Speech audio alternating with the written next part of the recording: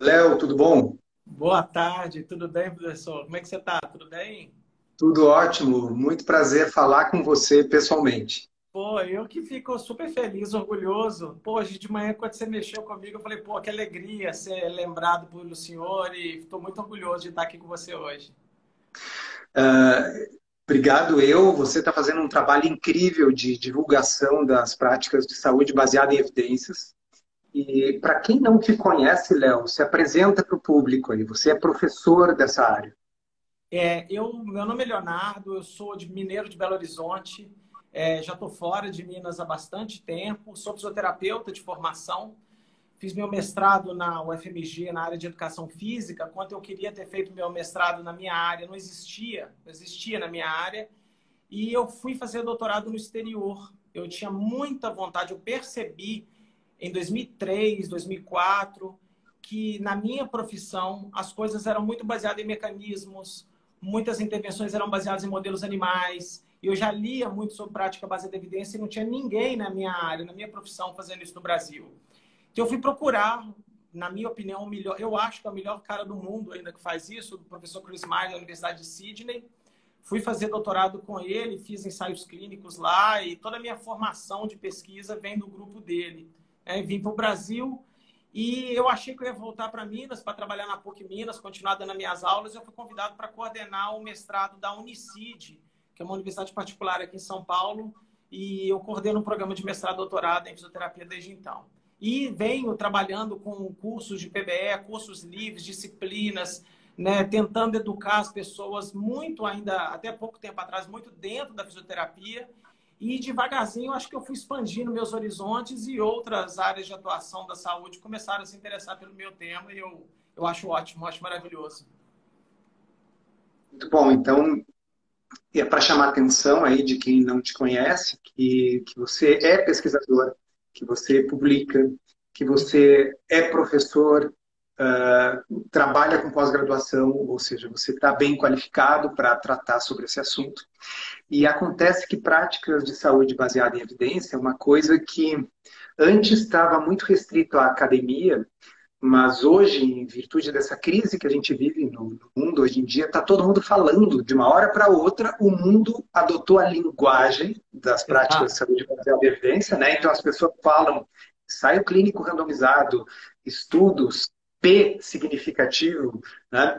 Mas é quase como se fossem pessoas que aprenderam algumas palavras de uma língua estrangeira, mas não sabe exatamente fazer sentido daquilo. Então, o Exato. objetivo nosso aqui é tentar falar para as pessoas de uma forma que seja compreensível, né, alguns desses conceitos enfim, nos posicionar no que diz respeito a essa situação aí da pandemia do Covid-19.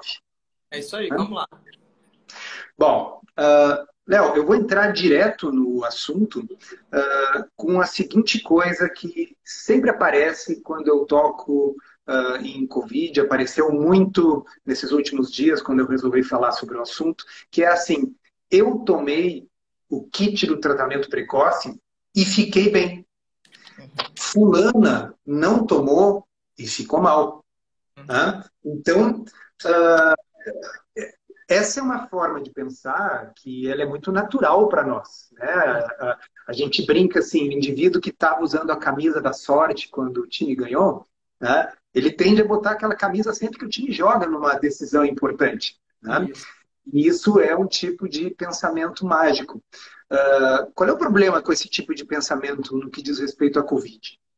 Vamos lá. O problema, eu acho que o maior problema da Covid, de difícil compreensão do grande público, é que o prognóstico da doença é razoavelmente bom. Na verdade, ele é muito bom. Prognóstico individual. O que é o prognóstico? É o que vai acontecer com a pessoa, não importa o que ela fizer. Né? Então, assim, vamos pegar uma estimativa positiva, até pessimista, talvez. A cada 100 pessoas que pegarem Covid, uma vai a óbito. Uma vai a óbito. 99 não morrerão. Né? Dessas 99, umas 8, 10, 15 talvez vão ser internadas, vão passar um sufoco, vão ser entubadas e tal. Mas a verdade é que os outros 80% não vai acontecer absolutamente nada com ela, ou ela vai ter uma síndrome gripal simples. né? Então, o problema é o seguinte, quando você tem uma doença que tem um prognóstico maravilhoso, a chance de ter um tratamento eficaz é muito baixa. Isso é um conceito da prática baseada em evidências. Quando você tem... Vou dar um outro exemplo de uma outra doença viral. Uma pessoa que tem HIV positivo, que o prognóstico não é bom se você não fizer nada, é mais fácil, com o passar do tempo, você descobrir um tratamento para elas. Então, você pode ver que, né, eu nasci nos anos 70, eu cresci vendo os meus maiores ídolos morrendo de AIDS. O Cazuza, o Fred Mercury, todo mundo. Naquela época, Souto, eu tenho um slide desse, 6 meses após o diagnóstico de HIV positivo, 50% dos diagnosticados estavam em óbito. E em 3 anos, 90%. Olha que fantástico o que a ciência fez. A ciência conseguiu um medicamento, um kit de medicamentos, que conseguiu absolutamente mudar a história do jogo. O prognóstico de AIDS hoje, HIV, é espetacular. O da Covid, ela é muito diferente. Eu acho que você tem que fazer um pensamento oposto. Lembra da minha área de atuação? Eu sou um pesquisador na área de dor lombar. Dor lombar aguda é assim. 85% dos pacientes melhoram, não importa o que você fizer em 6 semanas. Então, todo fisioterapeuta, todo quiroprata, todo ortopedista fala assim, eu sou craque para tratar dor lombar aguda. Eu falo, eu também. E a minha mãe também estudou até a 4ª série primária.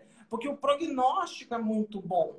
Então, assim, ela é uma doença, ela tem uma outra característica prognóstica que faz ela fazer o desastre que ela está fazendo, que quando o paciente cai no hospital, né, ela fica internada muito tempo, o sistema entra em colapso e já era, e ela transmite muito rápido.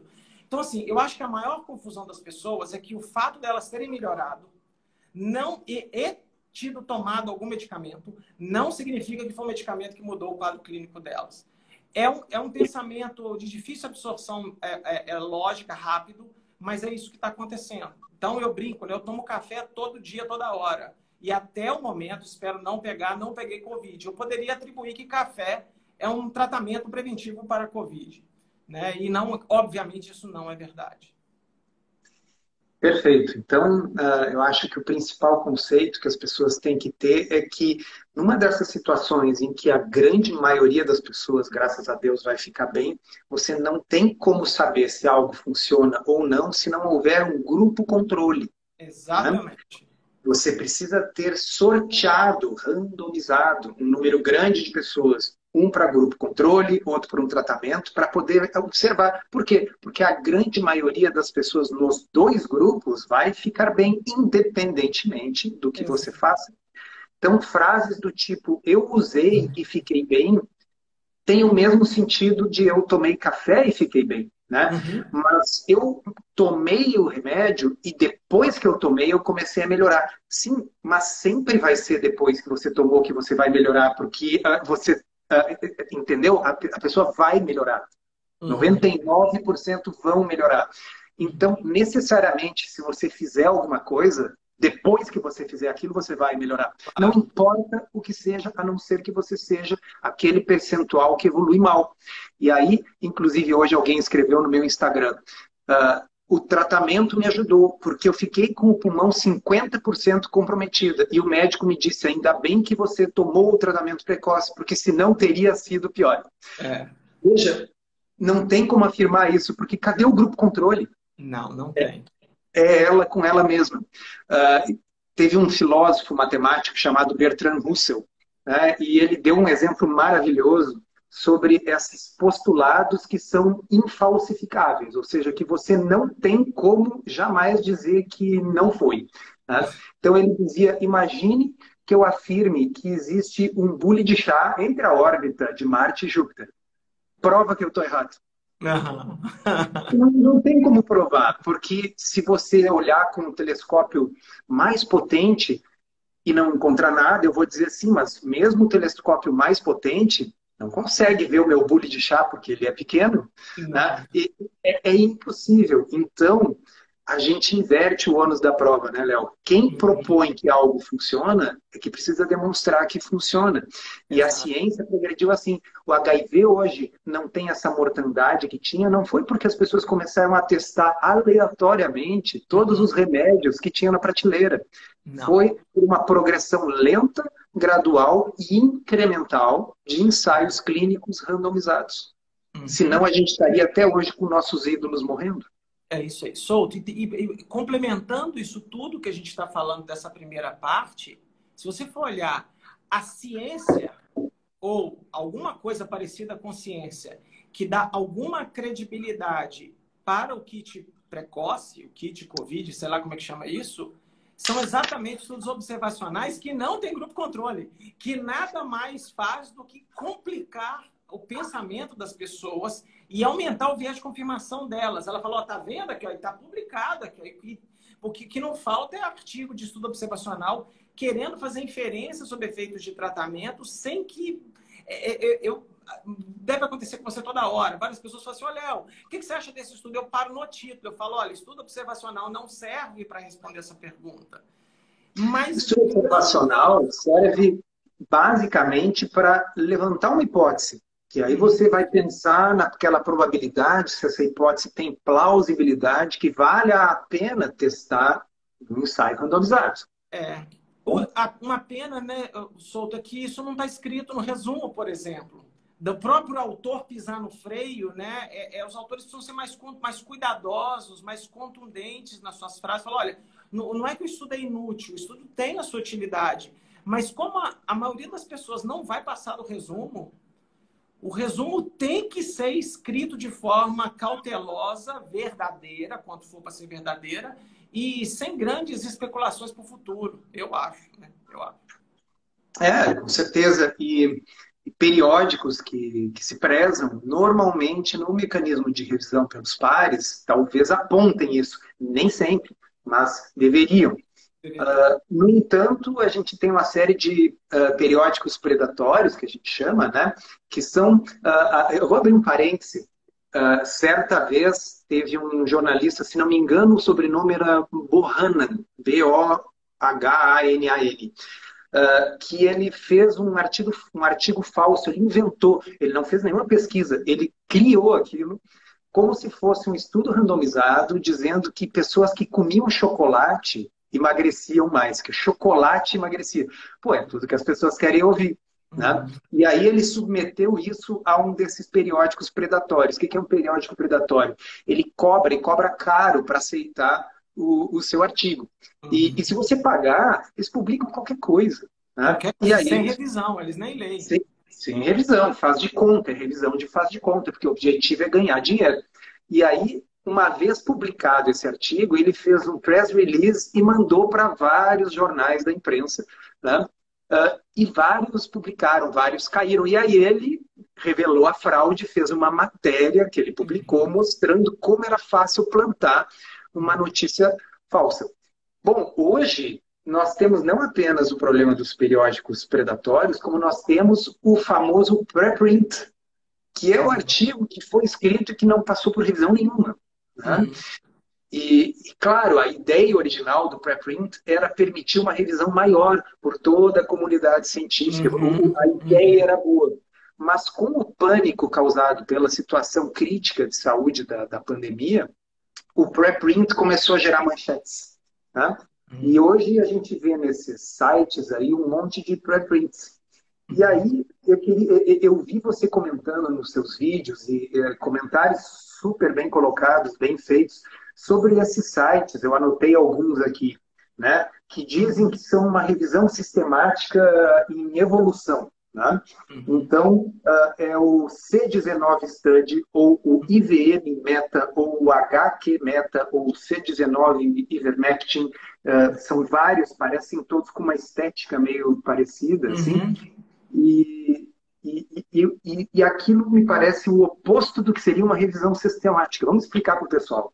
Vamos lá. E eu fico meio incomodado com isso, porque eu literalmente dou curso de revisão sistemática, eu trabalho na colaboração Cochrane, né? Eu sou membro da colaboração Cochrane do grupo de dor lombar, e fazemos isso como meio de vida, né?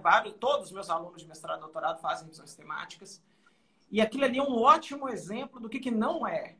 Né? O que é uma revisão sistemática? É eu criar uma pergunta de pesquisa focalizada, criar critérios de entrada e saída dos artigos, né? Filtrar a qualidade metodológica.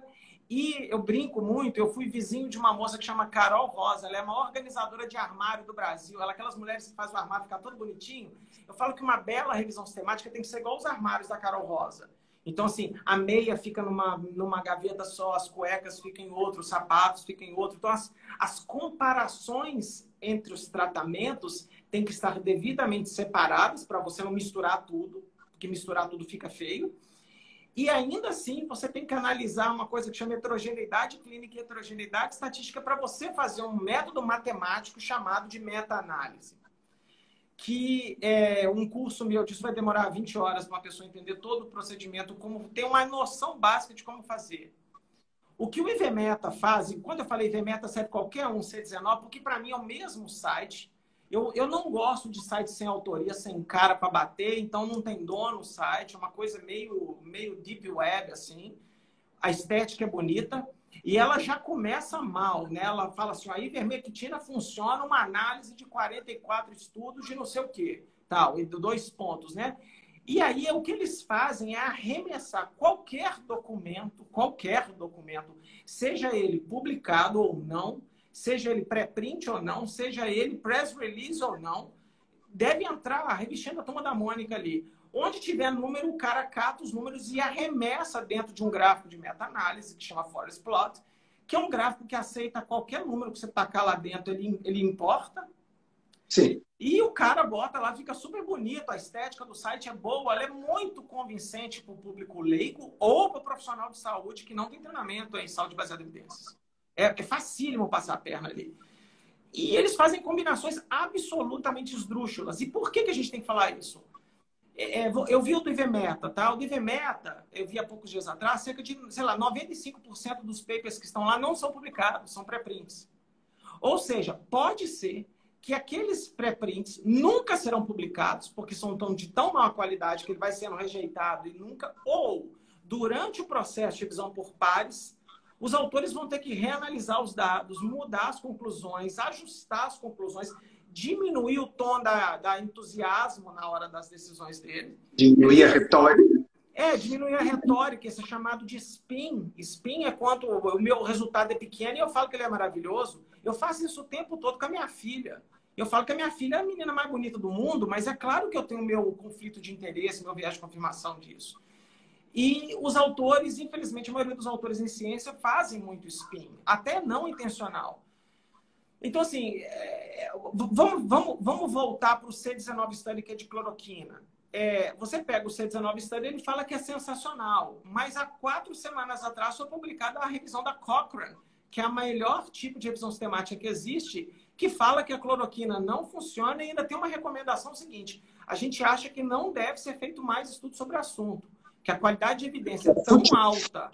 Né? Porque existe um número limitado de pessoas que eu tenho disponíveis para participar de um estudo, então existe um problema de oportunidade. Aquele cara que está participando de um estudo que não vai levar a nada, que nós já sabemos que não vai levar a nada, ele podia estar participando de um estudo que iria nos ajudar a salvar vidas. Né? Exato. É antiético. Né? O high quality evidence, que é a qualidade da evidência, quando alguém chega nessa conclusão, é que novos estudos não vão mudar a estimativa de efeito. Então é muito louco quando tem de um lado um site pirata, vamos falar assim, que tem uma mistura de tudo, que fala que é positivo, e você tem uma revisão da Cochrane, que é uma organização não governamental, que não aceita ninguém com conflito de interesse, que ela trabalha com a melhor qualidade do mundo e fala exatamente o oposto. E no meio disso aí, né, Souto, estão os clínicos, que às vezes não têm treinamento, e pior, estão os pacientes que estão vendo isso. E tem político falando aqui, olha aqui o site. E parece que tem post impulsionado disso no Instagram, tem post impulsionado em tudo quanto é lugar. O que é muito louco, tem alguém pagando para impulsionar essa informação que ela não vai auxiliar os pacientes. Eu acho que o grande problema, se isso aqui fosse uma discussão puramente acadêmica, ainda assim estava ok, mas não é, porque ela está causando dano, porque está havendo uma perda de oportunidade de tratar melhor esses caras. Então, essa era justamente uma outra coisa que eu ia querer ouvir a sua opinião. E muitas pessoas colocam assim, tá, mas qual é o problema? Tá, mesmo que não funcione, qual é o problema de usar? Por que não? Né? Então, além de isso não ser uma prática médica usual, a gente saiu da medicina não científica, na qual a mortalidade era terrível, um terço das crianças morria ainda na infância, nós tínhamos uma expectativa de vida em que eu já seria um idoso, estou completando 50 anos agora, né? Nós saímos disso, não foi graças a tentar tudo que aparecia pela frente para ver, vamos dizer, jogar na parede para ver o que fica grudado, né? Não, foi através do método científico. Então, por si só, a mim incomoda o argumento da irracionalidade. Mas eu acho que existem algumas outras consequências possíveis da gente fazer tratamentos que não têm evidência de eficácia, né? Óbvio. Bom, vamos lá. Tem uma frase do José Alencar, que é um cara incrível, que vai conversar com você nos próximos dias, que toda vez que eu falo, eu tenho que revelar que eu estou plagiando dele. Ele fala assim, olha, quando você toma um placebo, o que te resta é o efeito adverso. Então, vamos lá. Hidróxido de cloroquina é uma droga razoavelmente segura, mas é só razoavelmente. Ela tem problemas de ordem cardíaca. Então, você pode ter problemas de ordem cardíaca e pode, inclusive, ir a óbito a isso. Há pouco tempo atrás, foi publicado um artigo pelo grupo da Anvisa, que eles fazem a farmacovigilância de efeitos adversos no Brasil, e o número 1 de efeitos adversos no ano é hidroxicloroquina, seguido de cloroquina, seguido de azitromicina, seguido de vermectina. Eu falo, opa, né? Por que isso, né? Então, elas podem dar problemas de ordem, por exemplo, a cloroquina cardíaca, a azitromicina de resistência, né, a novos antibióticos, né, problemas hepáticos, entre outros. Mas tem uma consequência de segunda ordem que eu acho que é a pior de todas. É o ser humano se sentir protegido porque está tomando o negócio. Né? A falsa sensação de segurança. Então, por exemplo, a ivermectina, que está todo mundo prescrevendo preventiva, a cada 15 dias eu faço um esquema lá, eu tomo tantos comprimidos, passa a impressão seguinte, cara, eu não pego e se pegar ainda vai ser leve. E isso pode ser que o cara comece a aceitar aquele convite para o churrasco que ele não aceitaria antes. Ele vai lá no braço fazer compra que ele não iria fazer porque eu estou protegido.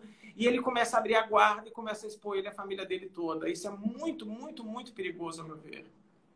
Chama-se consequências não antecipadas. Né? Nessa aí, nem é o caso, porque ela é antecipada. É óbvio, é um clássico da epidemiologia. Né? A gente sabe, inclusive, que esse é um problema potencial com a vacinação, porque a vacinação já começou, mas está lenta. Então, nós temos aí 13 e pouco por cento da população vacinada, mas como as notícias da vacina invadiram a mídia, as pessoas já começam a se sentir mais seguras e ter um comportamento de risco. Né? Mas, bom, pelo menos a vacinação tem eficácia comprovada. Agora, nós termos algo que não tem eficácia comprovada, como você disse, o Zé Alencar falou, você só sobrou o efeito adverso. E ainda por cima, pode dar um falso senso de segurança. Então, pessoal, para quem está ouvindo, não é ser contra o médico que defende isso, não é ser contra o doutor fulano, a doutora ciclana, não é isso. Nós estamos aqui discutindo do ponto de vista científico, medicina baseada em evidência, e por que determinadas atitudes que não são exatamente racionais podem provocar desfechos que são piores para a saúde da população. Perfeito. Outra coisa que alguém comentou no meu Instagram foi assim, mas as vacinas também podem ter efeitos adversos raros. Pode, claro que pode. Né? Agora, olha só, vamos pegar a Coronavac, que mostrou 50% de eficácia. Né? Não é 95% como a Pfizer, Moderna, 50% de eficácia. Nós estamos com 270 mil mortos no Brasil, não é pouca coisa. Se nós tivéssemos essa vacina desde o início, talvez metade dessas mortes não tivesse acontecido. Isso é 50%. Isso é sensacional. A gente banalizou. É engraçado, Souto. Eu falei, pela primeira vez na história, eu estou vendo seres humanos comentando sobre o tamanho de efeito, porque nunca foi comentado. Né? Vamos voltar 2 anos atrás, a gente era o mundo do valor P. Estatisticamente significante. Funciona, era dicotomia. Então, o cara fala assim, dieta low carb funciona ou não funciona? Você tinha que dicotomizar no valor P. E eu sempre falava, cara, beleza, o P é o primeiro indicativo. 2, quanto de peso eu vou perder a mais comparado com um grupo que fez uma outra dieta para eu tomar minha decisão? Sempre que eu conversava com as pessoas, eu me sentia assim, um cara ou estranho no ninho, o Estranho Ninho. Falando em magnitude de efeito, né? E as magnitudes de efeito, na média, no mundo são pequenas. No mundo são pequenas. Vou dar um exemplo da minha área, tá? Porque eu vou tentar dar exemplos. O uso de opioide para redução de dor lombar, comparado com placebo, é 12%. 12%. Então, assim, um tratamento de exercício por fisioterapeutas bons é 20% acima de placebo. Os caras falam assim, 20 é pouco, 20 é pouco. Eu falo, cara, a cirurgia de coluna artrodese é 10. Sabe? O opioide é 12. Pessoal, opioides é Tilex, Isso. assim, Tramal, são esses remédios mais fortes. E então, para vocês verem esses remédios, isso é uma coisa que eu falei também com o Zé Neto na live que eu fiz com ele, que para quem não é da área da saúde, ou infelizmente para muitos que são da área da saúde, mas não têm conhecimento de MBE, as pessoas não entendem que a magnitude dos efeitos das nossas intervenções terapêuticas tipicamente é pequena. Pequeno. E aí o pessoal está falando que 50 é pequeno. Eu falo, minha Nossa Senhora, gente, 50% é um absurdo. Agora, vamos combinar, 95 é uma loucura, é um canhão. Isso significa que a ciência, essas vacinas de RNA, elas devem ser, com o passar do tempo, acho que todas as vacinas vão ser trocadas pelas de RNA, se seguir o padrão, porque é uma loucura. Né? É incrível. Eu, quando vi isso, eu pensei a mesma coisa que você. Eu digo assim, cara, isso será uma revolução nas vacinas. Porque nós temos um método que pode ser rapidamente modificado, simplesmente com uma sequência nova. Claro. Né? E todo o maquinário para fabricar aquilo já está pronto. Está pronto, né? Tá pronto. Eu não preciso de ovo de galinha para crescer vírus e tal. É um método muito mais escalável. E piora, que olha, para comunicar para a grande população, todo mundo que está assistindo essa live aqui tomou vacina para coqueluche. É 50%. Todo mundo tomou rotavírus. As crianças tomam vacina de rotavírus. O meu Pedrinho, eu tenho um filho de 14 meses. Ele já tomou 2 doses de rotavírus. É 50%. Ou seja, eu reduzo a probabilidade dele pegar a doença em 50%. E se ele, por acaso, der o azar da vacina não der certo para ele, a severidade da diarreia por causa do rotavírus dele vai ser menor e ele não vai morrer. Sem a vacina, você está num jogo de azar. Aí você está num jogo de jogar a moeda para cima. Você fala, cara, eu vou ter que pegar com Deus aqui, com fé, e torcer para o mundo conspirar a favor do meu filho e ele não morrer nessa. Então, assim, é surreal a irracionalidade das pessoas de pensar que um effect size de 50% é pequeno. É assombrosamente grande. E a gente precisa comunicar. Exatamente. Aliás, isso que você falou é um tema muito interessante, porque até este ano passado, todo mundo tomou vacina para tudo e nunca se perguntou nada dessas coisas. Qual laboratório? Inclusive, tem vacinas que, se as pessoas se aprofundassem um pouquinho mais, elas ficariam talvez com algum receio. Eu já tomei, provavelmente você já tomou vacina de febre amarela. Uhum. Né? A vacina de febre amarela existe porque é vírus vivo atenuado. Uhum. Existe um percentual de pessoas que adoecem, desenvolvem febre amarela e morrem todos os anos por vacina. Mas como é que a gente faz isso? Porque o número de pessoas que a gente salva é exponencialmente maior. Tá? Então, é aceitável que algumas pessoas tenham uma complicação com a vacina se eu vou salvar milhares ou milhões de pessoas. Uhum. Não é aceitável que as pessoas tenham parada cardíaca por causa do uso de uma droga que não tem evidência que funciona. Perfeito. Vocês entenderam a diferença? Se os colegas quiserem a probabilidade disso, e eu sei, eu morei na Austrália, né? Eu já tinha sido vacinado antes, o Souto, quando a gente ia de Belo Horizonte para Caldas Novas, em Goiás, o exército parava o carro na ponte que ligava o estado de Minas com Goiás e te vacinava. Você não tinha opção. Você quer entrar no estado de Goiás nos anos 80? O cara tirava a vacina e vacinava todo mundo. Você entrava vacinado. Nossa, achei que isso aí era um baita autoritarismo, meu, que corre por aí. Exato, exato. Não surpreendentemente, Goiás é o estado que menos tem problema de febre amarela agora, porque eles imunizaram tantas vezes a população deles que foi tudo bem. Mas a chance de óbito para tomar uma vacina de febre amarela é de 1 para 400 mil. Mas a chance de óbito, se você pegar a febre amarela, é de 50%. Eu já fiz essa explicação várias vezes, já peguei pessoas normais da comunidade, que não tem nenhum pensamento, o cara não entende nada, nem de matemática, nem de probabilidade, nem de medicina, nem de nada. Eu falo isso, falo, olha, se eu botar 400 mil pessoas nessa fila aqui, um vai morrer, eu não sei quem é, tomando a vacina. Você quer estar entre eles? Ah, eu tô com medo, vai que sou eu. Eu falei, mas se você picar, um mosquito te picar, e você pegar a febre amarela, você vai ter 50% de chance de morrer. O cara vai pra fila na hora. O cara vai para a fila na hora, porque você está quase que fazendo um odds ratio ali para ele, né? Você está fazendo um cálculo ali de probabilidade um sobre o outro na hora e as pessoas entendem. E eu acho que a gente está precisando de mais gente na internet para falar essas coisas para o grande público, por mais que tome porrada. Com essa sequência de lives que eu estou fazendo, fiz com você, vou fazer com o Luiz Correia, fiz com o Zé Neto, é a gente assim, pegar pessoas que dominam esse assunto, para traduzir isso para as pessoas, para que cada um de vocês que está assistindo multiplique essa informação. Não é só vírus que multiplica, né? A boa informação pode multiplicar também, só que a gente sabe que a informação errada, a desinformação corre mais rápido. Então ela é uma luta desigual, mas até por isso a gente não pode esmorecer nessa tentativa. Não, de forma alguma.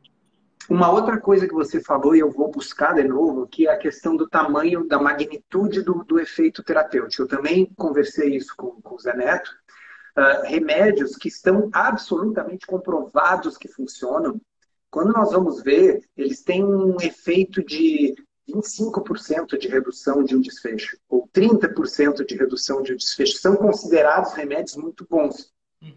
É 25%, 30% de redução do risco relativo. Então, se a pessoa tem um risco de 3% e a coisa reduz em 30%, ela vai cair de 3% para 2%, de 2% e 30% de 3%. Então, é uma redução absoluta de 1%. Essa é a magnitude dos nossos bons tratamentos. Isso. Qual a plausibilidade, Léo, de um remédio que foi desenvolvido anos atrás para outra coisa, por puro acaso, em combinação com outros remédios que também foram desenvolvidos para outra coisa, vai ter uma magnitude de efeito não de 25% ou 30%, mas de 95%, que é o que está circulando por aí. É zero, né? Na verdade é zero. Souto, eu falo com meus amigos todas as vezes, eu falo, se há 2 anos atrás alguém falasse para você que você usar um antibiótico para uma doença viral, a maioria das pessoas fala assim, cara, eu não sei se eu quero nesse... Eu tô falando de antibiótico, tá? Azitromicina para um vírus. Eu até entendo a ideia da azitromicina, porque se o paciente evoluir para uma pneumonia bacteriana, a azitromicina pode ajudar. Eu já conversei com vários infectologistas para isso, e esse raciocínio não é de todo incorreto. O que é incorreto é usar na fase inicial da doença, achando que aquilo vai mudar a situação. Quando você vai falar de um remédio para verme, aí fica muito complexo para eu entender, entendeu? Eu acho que é muito complexo, né? Vamos lembrar, verme fica no trato gastrointestinal, Covid é uma doença sistêmica predominantemente do sistema respiratório. Não tem lógica, né? Eu vou usar um termo não muito bom agora, a probabilidade pré-teste de estar certo, a chance antes de você tomar a droga daquilo resolver é mínima, é mínima. E os ensaios clínicos que gastaram milhares e milhares de pessoas e milhões de dinheiros de todos os países do mundo para testar isso, só comprovou na probabilidade pós-teste o que a pré-teste já dizia.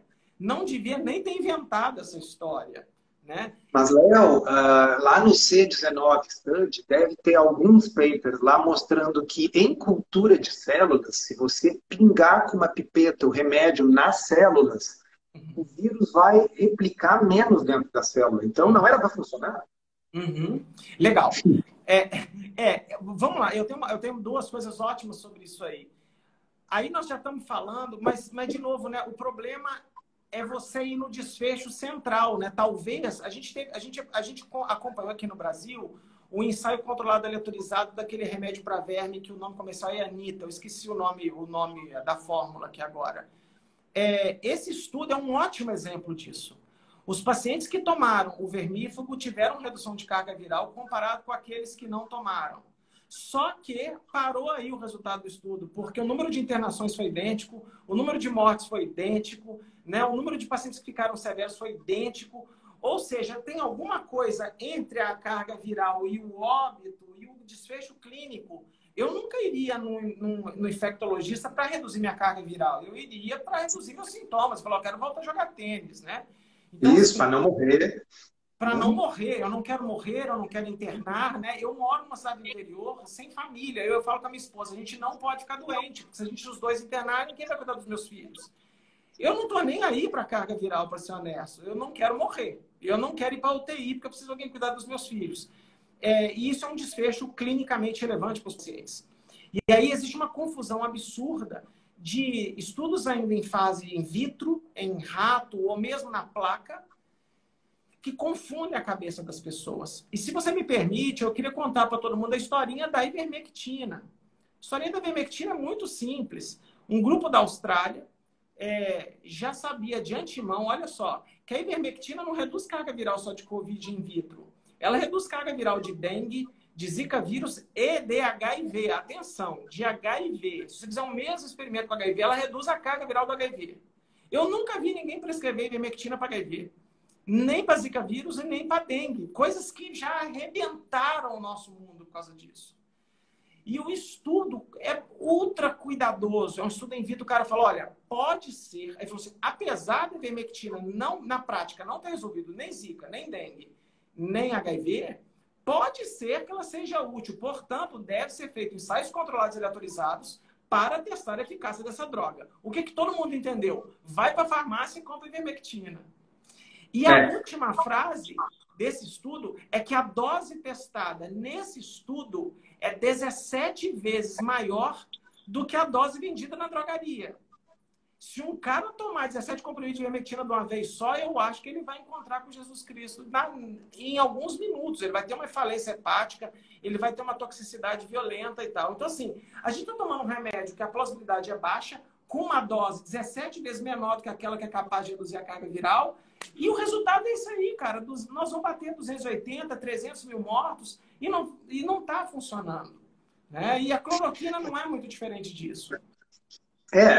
Uma coisa que as pessoas também não entendem porque não acompanham o processo científico no dia a dia, claro, isso não faz parte da vida da maioria das pessoas, e veja bem, não faz parte da vida da maioria dos profissionais de saúde também.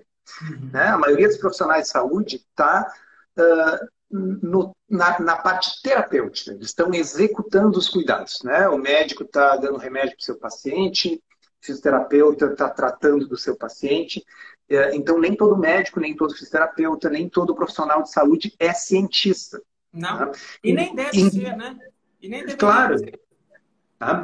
Mas acontece que agora o assunto que está se falando pelos WhatsApp da vida é ciência. Tá? E aí as pessoas não estão equipadas. Então, eu faço algumas analogias, escrevi uma postagem lá no blog. Então, a primeira é uma expressão que se usa em inglês, que é assim, você imagina uma árvore frutífera. Né? Sempre que você chega numa árvore frutífera, qual é o problema? As frutas que estão embaixo, todo mundo já pegou. Né? Você vai precisar subir numa escada para pegar a fruta lá em cima, não é tão fácil. Então, essa expressão, né, é assim, esses remédios, tipo Fleming descobrindo a penicilina porque um fungo cresceu na placa de Petri dele, inibiu as bactérias e tal, essas frutas baixas da árvore, todo mundo já pegou. Sim. Hoje, uma hipótese nasce com uma chance muito grande de dar errado. Muito. A indústria farmacêutica, que não costuma botar dinheiro no lixo, de cada 5.000 moléculas que são desenvolvidas já com um objetivo específico, não são aleatórias. De cada 5.000 compostos, apenas 5 chegam na fase do ensaio clínico randomizado e apenas 1 passa. E realmente vira uma droga. Né? Então, quando a comparação que eu fiz lá no meu blog é assim, imagina que você tem um filho que ele é muito bom de bola, ele joga futebol bem. Né? Então, você, como pai dele, diz assim, nossa, ele é muito promissor, eu acho que ele vai ser um craque. Acontece que todos os pais de todos os meninos que jogam bola bem também acham isso. Mas quantos vão ser realmente um craque? Né?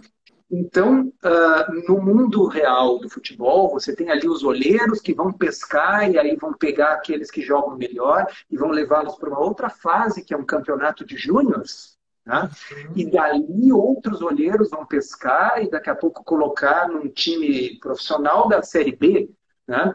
E então, até que saia um Cristiano Ronaldo, até que saia um remédio realmente bom, que funciona bem, que foi confirmado por 2 grandes ensaios clínicos randomizados, multicêntricos, e mostrou que funciona e tem impacto, muita gente ficou para trás nesse esquema. A maioria das hipóteses, a maioria dos remédios não dá certo, é da natureza das coisas. Por quê? Porque a hipótese, veja, a hipótese bioplausível, ela tem plausibilidade biológica, ela poderia funcionar, mas o número das que funcionam é muito pequeno.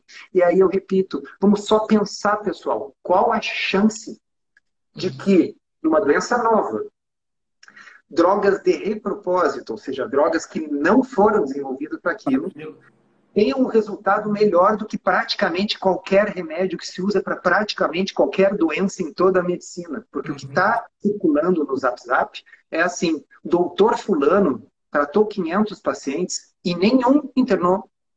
Tá?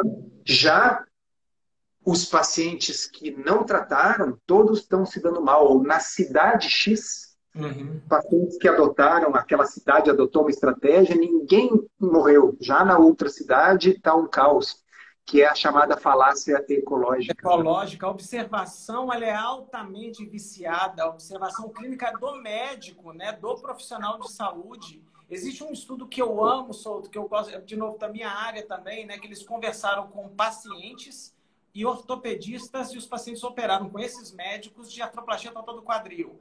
A impressão do médico da melhora do paciente é 2 vezes maior do que a do próprio paciente. Porque na cabeça, e não é por mal, na cabeça do médico, o cérebro dele decora os melhores resultados. Ele não consegue observar na média o que está acontecendo. É turvo, é um mecanismo de defesa cerebral nosso, de visualizar os grandes momentos, os momentos legais, os momentos de salvação, de vitória, quando o seu time ganha um campeonato, quando seu filho nasce, né? Quando acontece uma coisa muito legal na sua vida, você não esquece, assim como as trágicas. Mas na média, o nosso cérebro é uma porcaria para decorar isso. Entendeu? Então, a gente tem um viés de memorização horroroso. Meus pacientes melhoram, todos melhoram. Se alguém falar isso, não é nem arrogância, não. É o cérebro nosso que é competente mesmo para isso. Tá? Souto, você pode me permitir que eu contar uma historinha para todo mundo aqui também dessa cloroquina? Por favor. Vamos lá. Em março do ano passado, foi publicado o primeiro ensaio clínico de cloroquina do Dr. Didier. O senhor deve ter lido. Todo mundo leu esse estudo. Eu lembro que Didier Raul. Tava um calor desgraçado em São Paulo. Eu morava num apartamento pequeno. E eu falei assim com a minha filha, Bela, vamos fazer um stories agora para todo mundo contar o que aconteceu. E eu li o estudo. Eu falei, gente, a pandemia estava começando. Eu falei assim, gente, um cara fez um ensaio clínico que testou cloroquina versus nada para pacientes com Covid. E ele achou um resultado espetacular. Aí botei o gráfico assim, ó. E eu falei, bom, essa é a notícia boa. A notícia ruim é que o estudo é uma porcaria. E eu fui item por item do viés falando, olha, o estudo é o clássico, os primeiros estudos são pequenos, mal conduzidos e com resultados espetaculares. É sempre assim, né? Mas ali nasceu a semente do problema. Porque ali falou assim, cara, é isso, vambora! E foi publicado e depois começou a sair e tal. Resultado, há 6 semanas atrás, o Dr. Didier fez uma resposta a uma carta ao editor desse paper. Por que esse cara fez? Ele excluiu todos os pacientes que foram entubados ou morreram. Ele excluiu da análise. Coincidentemente, esses 6 pacientes eram do grupo cloroquina.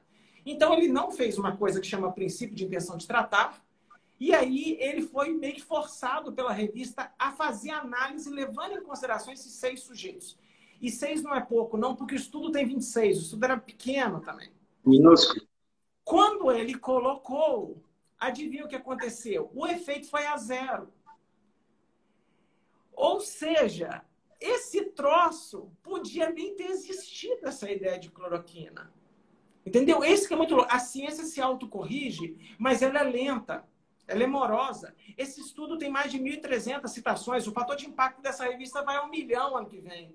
mas o dano causado é irreversível. Principalmente no Brasil, é irreversível. De um estudo porcaria, pequeno, mal conduzido e sensacionalista, que quando corrigido no futuro, se mostrou que ele era inútil, na verdade. Então, assim, e aí eu falo, putz, cara, dá um ódio quando você ouve um negócio. Você fala assim, meu, essa história tinha que ser contada. Contada na grande TV. Mostrar os gráficos. Que tá lá, a frase dele, olha, nós não achamos nada. E ninguém comentou, entendeu? É. Eu vi um tweet, eu vi isso sublinhado, a frase dele, eu tenho guardado esse tweet. Então, Mas é aquela coisa, a coisa começa como uma grande manchete, um grande espalhafato, e depois o desmentido vem bem pequenininho, e é eu, você, gente interessada em metodologia que acaba vendo, porque segue alguém que é interessado em metodologia, descobriu aquilo e botou no Twitter. Né? exatamente. Exatamente.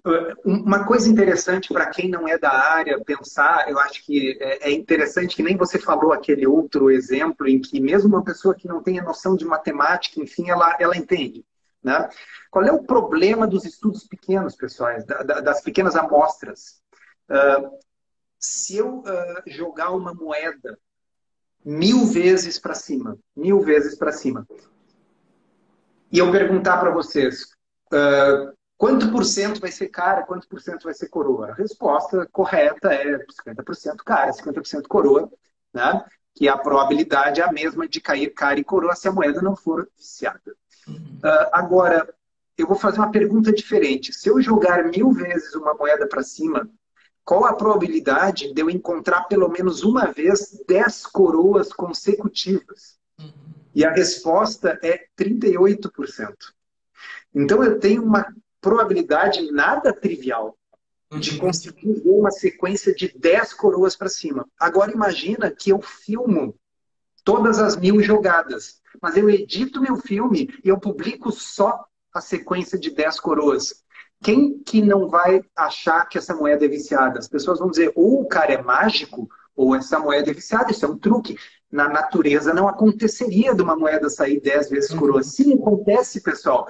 Basta ter multiplicidade, fazer muitas vezes com amostras pequenas. Né? Então, se eu fizer dezenas, centenas de pequenos estudos, isso não me informa muito a respeito da realidade das coisas. Isso favorece que eu encontre resultados falsos. E se eu tiver viés de publicação, que é uma coisa muito comum, ou seja, quando finalmente um resultado mostra aquilo que eu quero, mostra as 10 moedas em sequência, aí eu publico, eu convenço qualquer um de que aquela moeda é viciada, quando não é, foi puramente ao acaso. Isso, isso. O perigo maior é que geralmente também o que a galera não vê é que esses estudos pequenos também tendem a ser de má qualidade. E as pessoas precisam aprender que estudos que têm má qualidade, que contêm muito viés, eles tendem a superestimar o tamanho de efeito. Então ela tende a dar certo, não é porque funciona, é porque o estudo é ruído, ele não tem sinal ali dentro. Então, assim, de novo, não surpreendentemente, quando você vê os estudos igual o Recovery Trial, que tem milhares de pessoas, que é impecavelmente bem desenhado, multicêntrico e tal, os tamanhos de efeito beiram a linha do zero, né? E raramente, né, o exemplo da dexametasona é um ótimo, que quando existe o efeito mesmo, não tem viés que o prenda. Ele aparece, o sinal aparece bonitinho. E os outros, todos morreram. Todos morreram. Quando o negócio funciona, num estudo bem desenhado, vai aparecer no matter what, não importa o que você fizer. Os estudos pequenos, geralmente, o par perfeito do estudo pequeno é incompetência metodológica.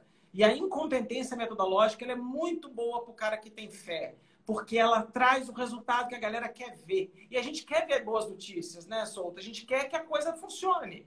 E muitos pesquisadores também, eles não partem do princípio óbvio da ciência, que é, se eu não sei se funciona, eu parto da premissa que não funciona, né? A premissa da hipótese nula. E os números têm que me mostrar o contrário.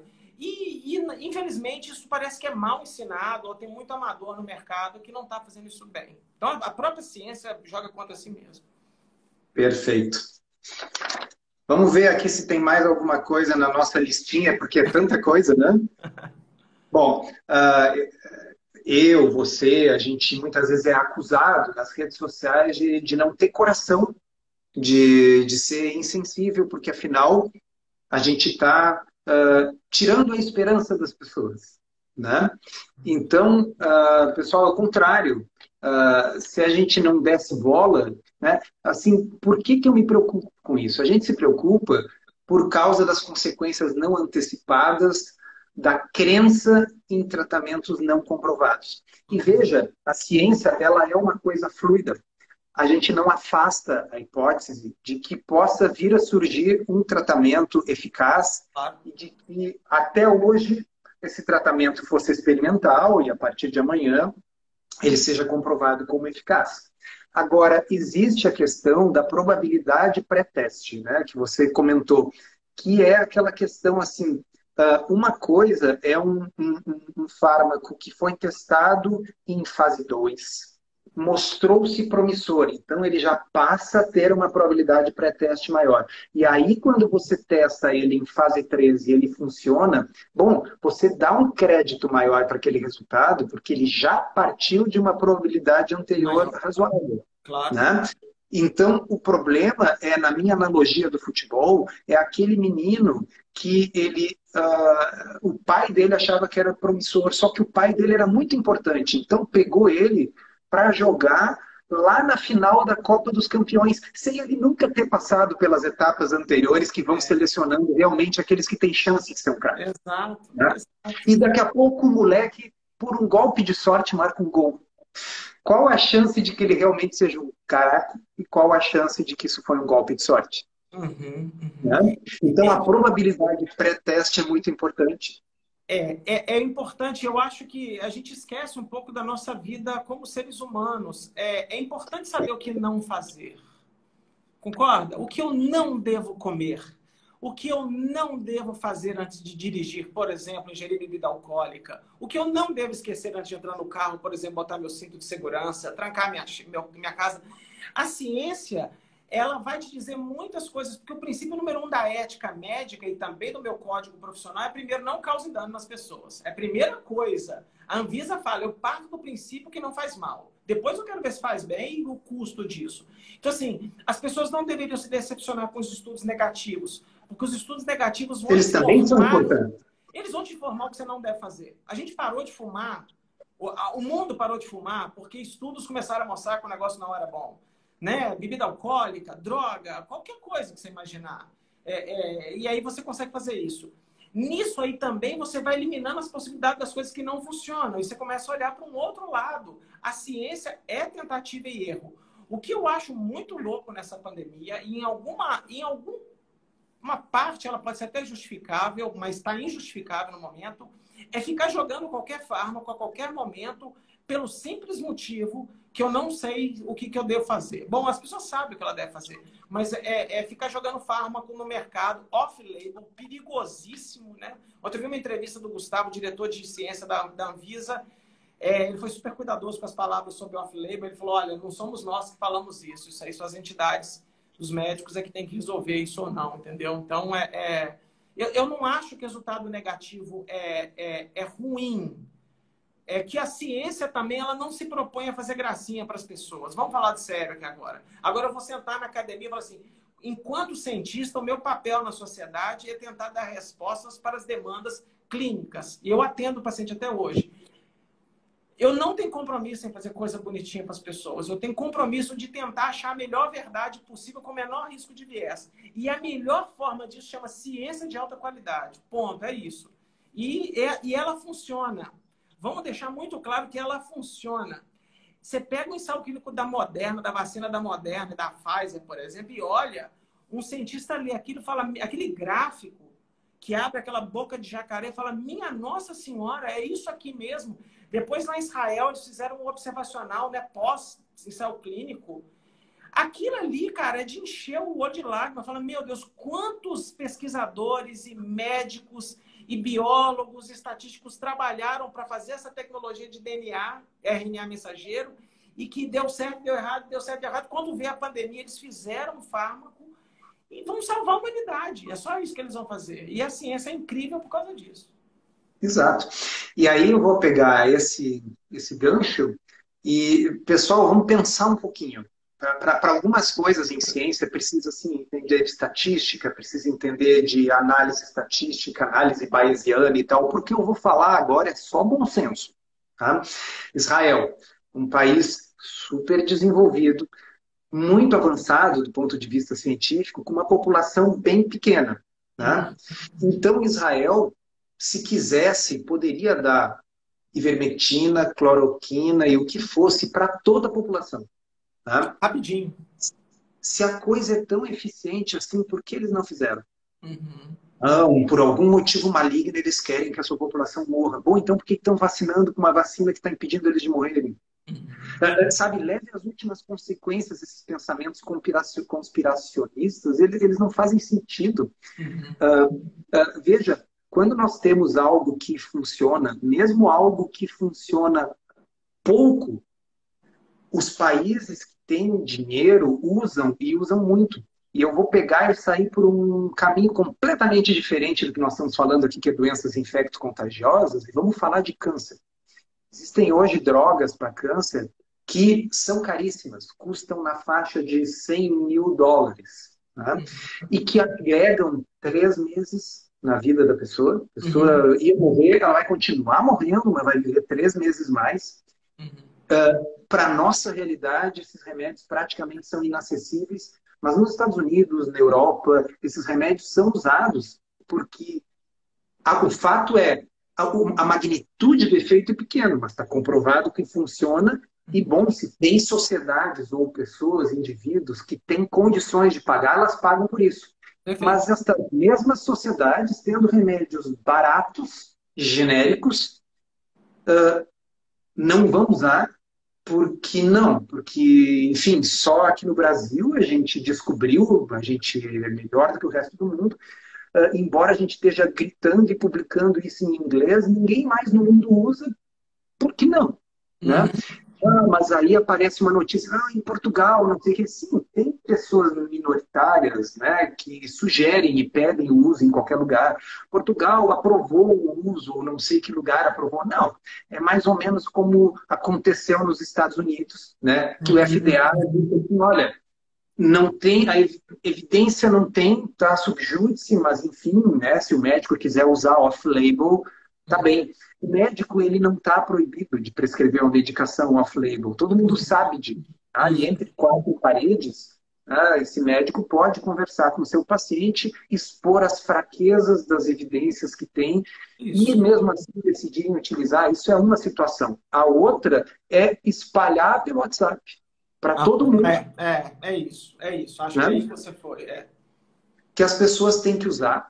E aí eu recebo mensagens de parentes, de conhecidos, todos os dias, e meio que é por isso que eu estou começando essa série aqui de lives para botar para fora esse desespero, Léo, que assim, é muitas vezes por dia tendo que desmentir coisas, inclusive do tipo, olha, eu estou com Covid e o médico está quase me obrigando a usar esses remédios. Eu digo, cara, pelo amor de Deus, né?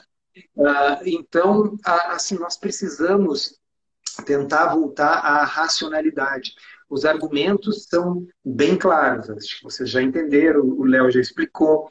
Os estudos que tem nesses sites aí são de qualidade metodológica abaixo da crítica, né? Inclusive, Léo, você tem um curso, né, de práticas de saúde baseado em evidência, que eu acho que você podia até falar para o pessoal, para quem é da área da saúde e tem interesse. Eu dou curso de prática baseada em evidência há muitos anos. Eu comecei dentro da fisioterapia e tudo. E foi uma coincidência. Pré-pandemia, a gente montou o curso online, era um desejo e tudo. E eu queria fazer exatamente do jeito que eu queria. Eu acho que eu tento explicar a saúde baseada em evidência de uma forma muito simples, para que a pessoa saia com as mínimas condições de entender os princípios básicos, para depois ir para um módulo mais avançado. Então, a gente lança turma 3, 4 vezes por ano. Se alguém tiver interesse, é só ir no meu Instagram, na minha página, leocostapbe.com.br e colocar um nomezinho lá e, se quiser interesse, tá lá. E eu coloco conteúdo gratuito todo santo dia. Todo santo dia eu coloco. Eu adoraria ficar explicando ciência por si só, mas os exemplos de ciência estão tão escabrosos em Covid que tá fácil de dar aula de PBE dentro disso. e de vez em quando as pessoas acabam confundindo que eu não estou falando mal da ivermectina, eu estou falando mal do estudo da ivermectina. Exato. Acho que para a gente terminar, que a gente já está chegando aí em 1 hora, vou colocar para você a campeã das perguntas que aparecem na rede social quando a gente fala desse assunto. Mas então você quer dizer que não vai fazer nada? Vai ficar simplesmente olhando a pessoa piorar até ela ficar com falta de ar e ter que ir para o hospital e morrer? Vai só dar uma dipirona para ela? Não vai fazer mais nada? O que a gente responde? O prognóstico dessa doença, de novo, a Covid é sim um tipo de síndrome gripal e é isso que a gente fez desde que o mundo é mundo. Né? Desde que o mundo é acompanhar os sintomas do paciente e monitorar o paciente não é não fazer nada. Monitorar os sintomas é ficar de alerta, não necessariamente internado, porque a probabilidade de você pegar Covid no hospital está maior do que na rua, maior do que na comunidade, então é perigoso isso. Então, as pessoas acompanharem, cuidarem dos sintomas. Se a pessoa está com o nariz entupido, usa um descongestionante nasal. Se a pessoa está fazendo febre, diminui febre.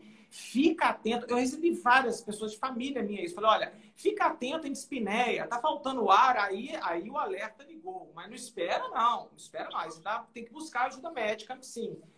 E eu acho que, assim, por exemplo, a questão de testagem, rastreamento, isolamento não está sendo feito no Brasil. Eu recebo todo dia, falo assim, olha, eu descobri que meu sogro estava com Covid, eu estava com ele anteontem. O que eu faço? Eu falo, a primeira coisa que você faz é se trancar dentro de casa. Você está sem sintoma? Tô. Fica 14 dias em casa. Se em 10 dias não der nada, provavelmente você não pegou. Se você quiser testar, pode testar, mas o certo é isolar. É começar a conter a doença. O prognóstico é favorável. De ponto de vista individual, do ponto de vista populacional, não é. Isso também é difícil pra caramba, porque a gente sempre pensa... A gente olha para a morte e a gente tenta se encaixar dentro daquela morte. Ali é uma coisa populacional, é diferente. Então, assim, e quando for necessário de ir para o hospital, isso melhorou muito. As chances de você morrer dentro do hospital hoje é muito menor do que era em março do ano passado. Eu conheço todos os fisioterapeutas respiratórios chefe de todas as UTIs de São Paulo. Os caras falam, a gente sabe o que tem que fazer lá dentro agora. A gente aprendeu com o processo.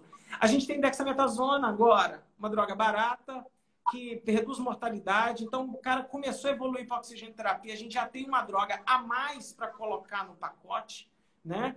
As técnicas de ventilação mecânica, de fisioterapia respiratória, todas estão postas, todos os cuidados estão sendo feitos. Então, assim, a gente sabe o que fazer. Eu acho que essa necessidade de prescrição ou essa necessidade de utilização de algum medicamento para qualquer coisa é a mesma ansiedade que a gente tem, o Souto, quando nossos filhos estão gripados. A gente liga para o pediatra e eu vou falar assim, aí o maldito fala assim, espera 2 dias e vai acompanhar na febre e vai me avisando. Aí você fala, putz, eu queria tanto que ele prescrevesse. E quando passa 24 horas, você fala, um menino brincando aqui, ó, tá beleza, do meu lado. Porque as doenças virais têm esse curso. Então, a gente está esquecendo disso. E é verdade, tem que ter sangue frio, tem que ter calma, acalmar a família. O fato de ter Covid não é o fim do mundo. A probabilidade está ao seu favor. E ficar atento, monitorar os sintomas e ver o que acontece. E torcer para que novos medicamentos venham para o mercado e que possam nos ajudar. O tratamento é vacina, é não pegar a doença. Muitas pessoas personalizam a coisa e digo, quero ver até ter em você ou na sua família e tal. As pessoas não sabem que eu já tive vários casos na família. Eu não peguei porque não peguei, embora tivesse em contato quarentenado com uma pessoa com Covid por 10 dias. Uhum. Tá? E ninguém tomou nada porque a gente faz medicina baseada em racionalidade. Teve uma pessoa da minha família que chegou a ter 25% do pulmão comprometido, melhorou sozinha. Se tivesse tomado um desses remédios, acreditaria piamente que melhorou porque tomou o remédio. Como não tomou o remédio, é como você disse, a maioria evoluirá bem. Tem casos que não evoluem bem. E o fato é que quem está lá na UTI sabe que hoje, até porque está muito disseminado essa ideia pseudocientífica desse kit, quase todas as pessoas que vão para a UTI estavam tomando. Exatamente. A gente precisa convidar esses caras.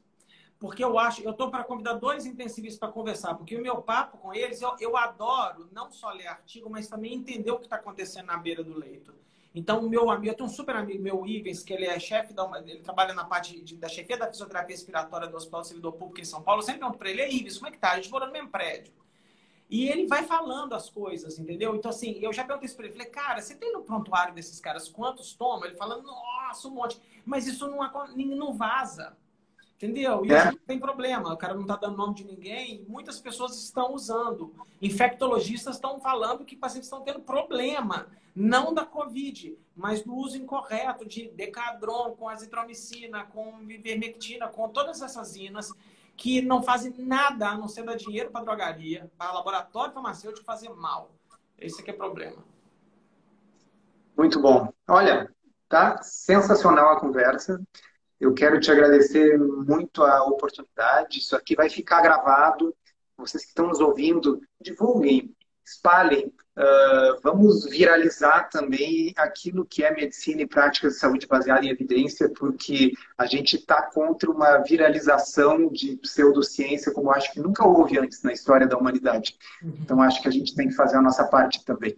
É isso aí. Muito obrigado pelo convite. Estou super orgulhoso de estar aqui com vocês e a intenção é sempre ajudar. Estou à disposição sempre que você precisar de mim. Tá bom? Fica com Deus e se cuida aí. Obrigado igualmente. Um abraço.